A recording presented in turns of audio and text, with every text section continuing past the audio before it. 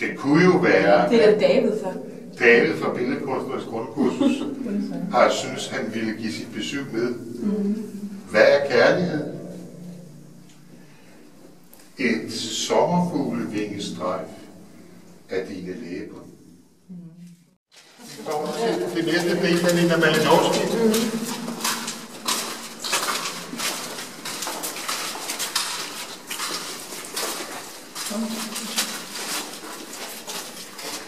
Det er også et digt fra den selv samme suite om forandringer. Og det lyder sådan her. Det er ikke tonen, som bliver spillet. Det er musikken, der er, når der er stille. Åndedrættet måske.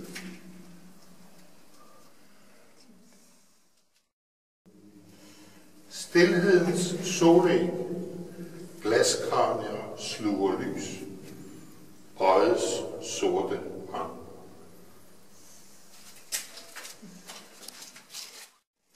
Så er alle om hjørnet? Ja, godt Lisbeth. Ånde. Du ånder mig. Du ånder mig varm luft. Og så er det Susanne Nyholm Michelsen. Ja.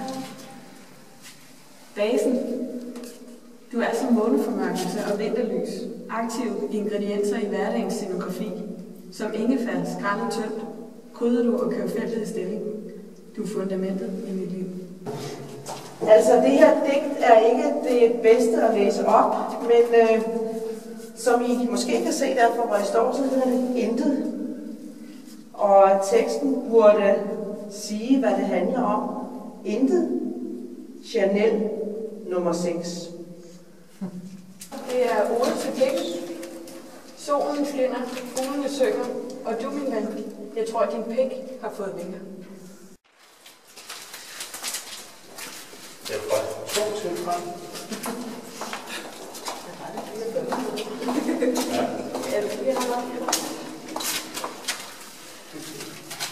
Det næste er også fint, og det hedder Dragesnor. Ruller mørket op om længslernes løse greb i dragens hage. Og så er det faktisk din tur. Så kan vi bare blive stående i virkeligheden, fordi det har jeg skrevet.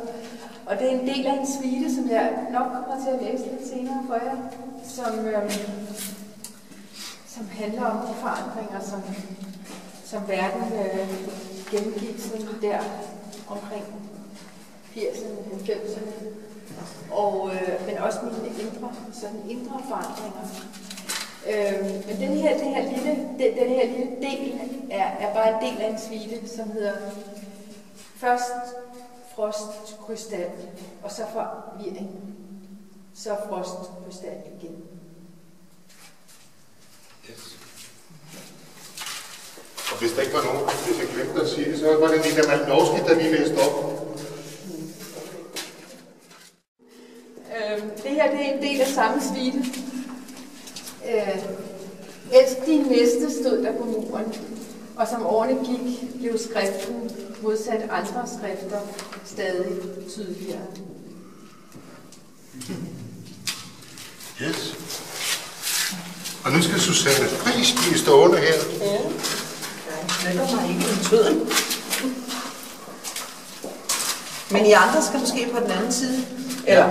Ja. Vi går. Eller nogen af jer. Gå endelig forbi mig, for jeg skal blive stående efter.